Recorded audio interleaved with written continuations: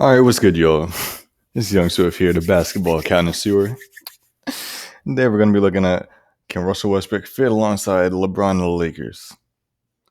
Now, me personally, it's either going to be really good or really bad. If Russell Westbrook learns how to play off ball, learns to, I'll say it this way, learn to somewhat be like a Kobe type. You know what people are going to say? Kobe? Westbrook could never be Kobe. Blah, blah. I'm not saying he's as good or anything like that. But we all know LeBron's going to have the ball in his hands for a majority of the game. We all know this. LeBron likes playing point guard. So, since this is the case, going to have to move Westbrook to the 2, move him to the wing. Going to need to see if Westbrook can score. Hopefully, though I doubt it, he'll be able to shoot this season. So, Westbrook's going to have to be like a scoring wing on the perimeter with LeBron James running the 1. Now, of course, you got Anthony Davis. We'll see how Westbrook and Anthony Davis match when it comes to rebounding. Sure, it'd be crazy. LeBron and Westbrook both got 1 rebound left for both of them to get a triple-double, and Anthony Davis steals a rebound. That'd be entertaining. But let's get into this. When news broke that Russell Westbrook was coming home to LA, everyone immediately started scratching their heads and rubbing their chins, trying to figure out if a starting lineup featuring 3 elite players that don't space the floor well could possibly work. And that's before we even contemplate what the chemistry will be like in the locker room and if head coach Frank Vogel can work his magic on the defensive end for a 3rd straight season. Whatever might happen, it's going to be a fascinating ride with plenty of twists and turns on their way to what Lakers fans hope is yet another championship.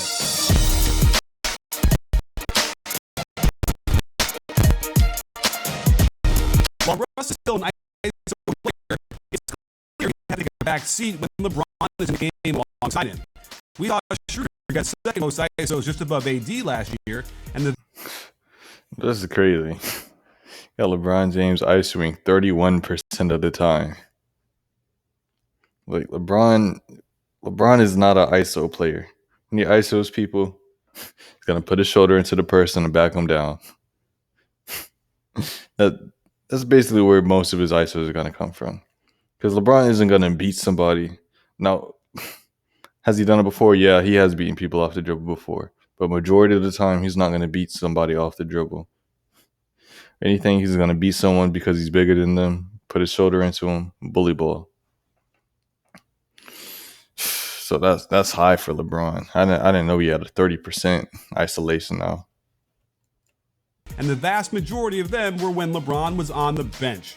Expect to see opportunities where the offense sets multiple screens on the weak side and Russ taking advantage of all that focus to just blow by his man and get to the rim. One good thing from less isolations for Russ is that it'll mean less awkward misses at the rim, something that's plagued him for most of his career, particularly the drives off a multi-dribble ISO.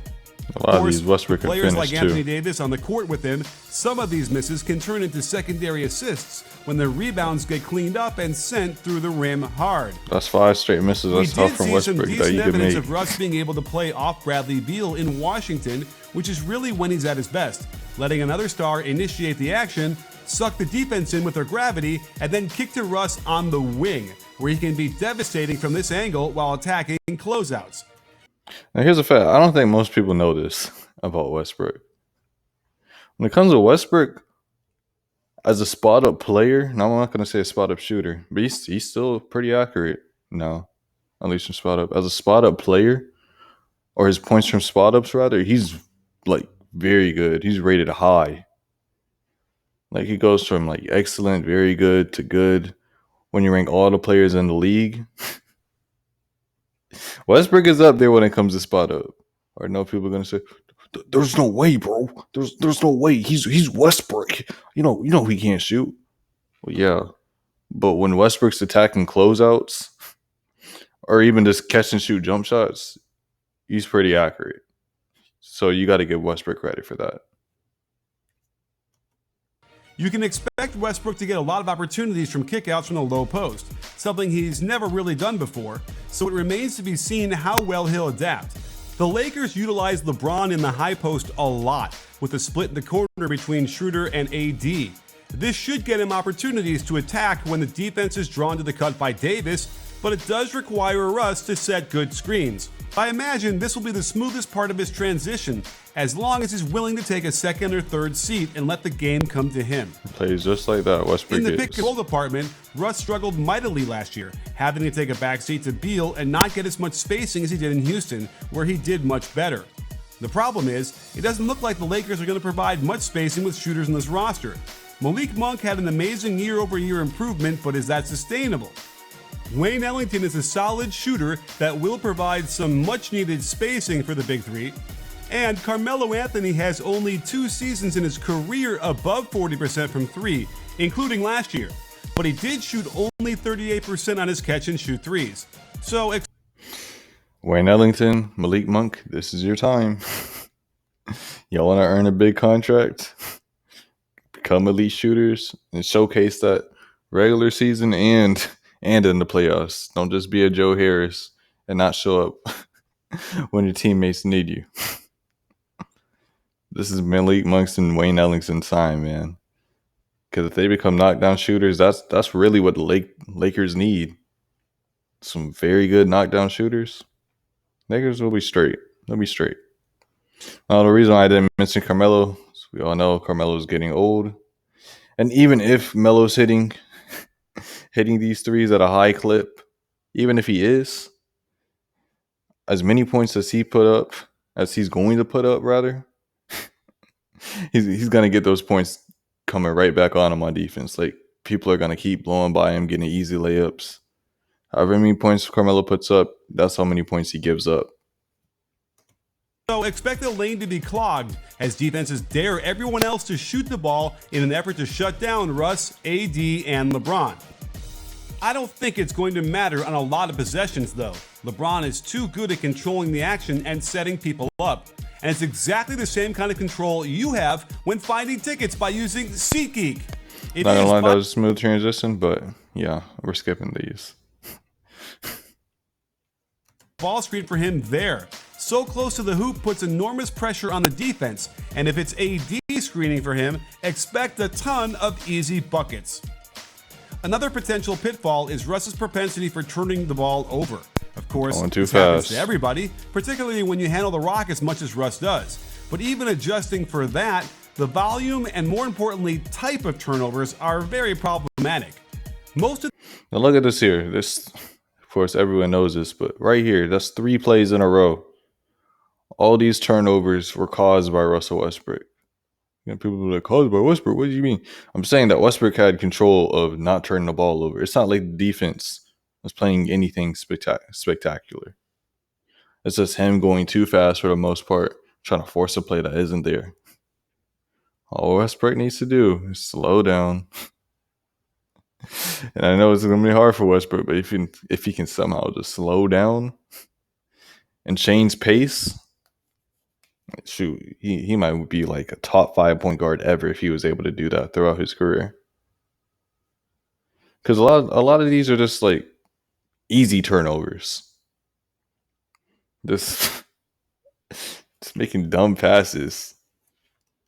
Most of these are from off-target passes made with questionable decision-making, to say the least, despite being a secondary ball handler behind Bradley Beal, who there too. Like, what? Had a team-high 33.1 usage rate compared to Russ at 29.5. However, that usage... Look at this right here again. 126, 122. And he throws that pass. Yeah, Bradley Beal wide open right here. Why? Why try to go for the home run play? Especially in a late game situation like this, where you can just give it back to Bradley Beal. Wester's just trying to go freaking 1-on-2 for no reason. So even in middle school, they teach you how to break a press. It's not that hard. Dribble up a little bit, pass it back. Dribble up a little bit, pass it back to the other one. It's that easy. usage rate is sure to go down even further in LA as LeBron and AD get more opportunities. I am curious to see how LeBron will react to some of these Russ passes, though. Defensively, we've seen Frank Vogel create a hole that is much better than the sum of their parts, and he'll have his work cut out for him as Russ likes to sag towards the lane in an effort to grab defensive rebounds. I don't want to make it sound like Westbrook doesn't make plays on this end. He gets his share of steals with plenty of energy to bound around the court, forcing turnovers. In other words, Westbrook sags off his defender so he can get that triple-double. That's what he said in a roundabout way. He does have a distinct issue with his focus keenly on the ball only, leading to many possessions of suboptimal defense when he helps from one pass away, allowing the easy pass, easy shot to good shooters behind the three-point arc. It wasn't that hard to find so many clips of this, and with Now this one, I don't know if it's on coaching or literally just on Westbrook. Because sometimes coaches, they'll have you play super help defense and let the team live with the three. Like LaMelo shooting a three, we can live with it. He's not going to get hot. or rather, he's not going to be like an elite shooter from three. We know what LaMelo can do, but we can live with him taking a three. So I can see why Russell Westbrook would sag off a little bit. And with this type of defense happening so Or rather help. consistently, I suspect we'll see more of the same in LA unless Vogel can somehow cure him of this type of overhelp, which directly leads to some of the highest quality threes you can take at the NBA level. That same laser focus on the ball also contributes to him losing his man on the weak side as well. And if his man finds him away from the ball with some space to cut, watch for more open threes. One of the big keys for this to work is harmony amongst the big three. And having seen LeBron get upset with teammates for years over similar defensive mistakes, what happens if Russ keeps committing them? Put Carmelo on the floor, and you'll probably see even more fireworks from Lakers opponents. I can see it now. Carmelo Anthony dropped 20 points. You go back and look at the stats. You look at the plus minus. Carmelo in the negatives and the plus minus. So he gave a 35 on defense. I can already see it. What we do know is that Russ is an upgrade over Schroeder. And had AD not gotten injured against the Suns in the playoffs, the Lakers probably advanced to at least the second round, so expect a better finish than last year. But to get all the way to the finals in a conference with an incredible amount of very tough teams, it's unclear to me whether mixing and matching a roster with so many players 30 years of age or older is going to work well enough for a deep playoff run. I know we'll get a bunch of pretty highlights for sure, but you'll need a lot more cohesiveness and teamwork to overcome the young guns in the West. And while I don't see how that's possible, I've also learned over the years. Teamwork. Ain't Westbrook the same dude that said, my only friend on the court is the ball? Like, he ain't say none of his teammates or anything like that. Not just coaching. None of that. The man said, my only friend on the court is the ball. Don't get me wrong. I understand what he meant, but still. Then he talking about teamwork with the Lakers. Like I said, it's either going to be really good or really bad. The years to never bet against LeBron James.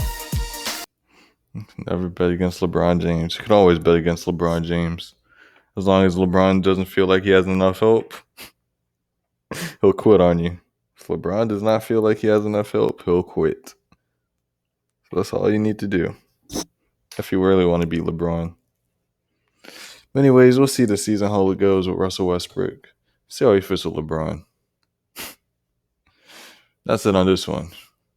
Basketball Connoisseur signing out. So peace.